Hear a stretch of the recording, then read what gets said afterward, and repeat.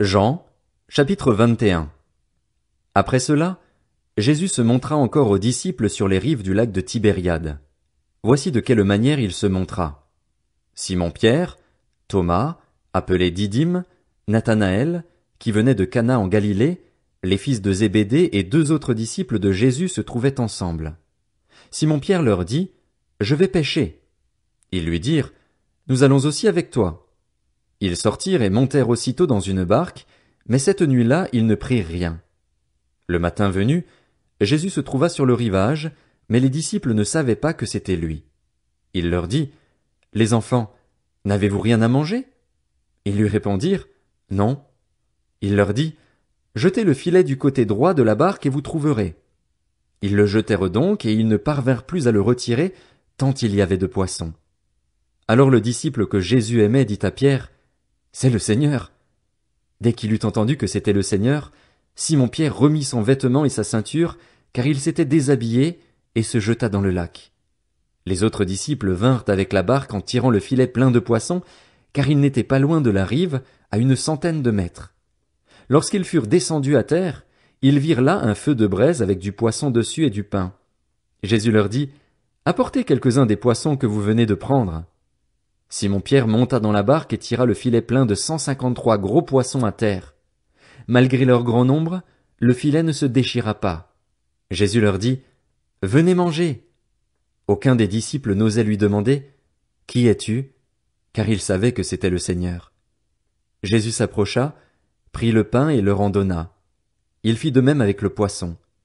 C'était déjà la 3e fois que Jésus se montrait à ses disciples depuis qu'il était ressuscité.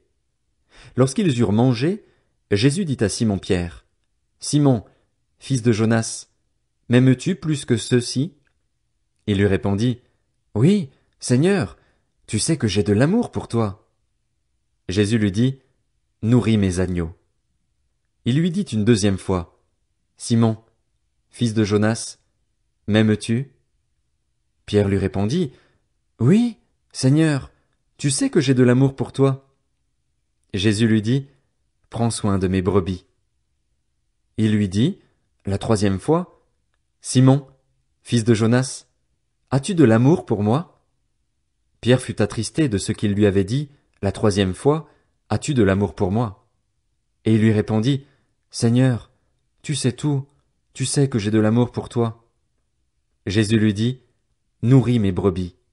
En vérité, je te le dis, quand tu étais plus jeune, tu mettais toi-même ta ceinture et tu allais où tu voulais.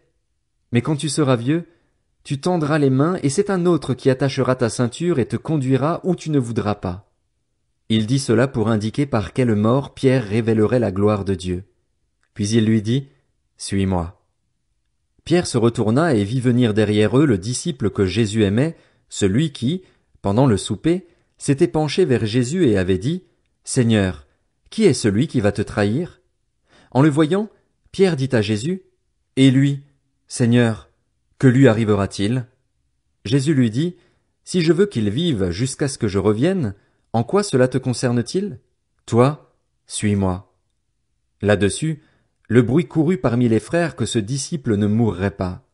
Cependant, Jésus n'avait pas dit à Pierre qu'il ne mourrait pas, mais « Si je veux qu'il vive jusqu'à ce que je revienne, en quoi cela te concerne-t-il » C'est ce disciple qui rend témoignage de ces choses et qui les a écrites, et nous savons que son témoignage est vrai. Jésus a fait encore beaucoup d'autres choses. Si on les écrivait en détail, je ne pense pas que le monde entier pourrait contenir les livres qu'on écrirait.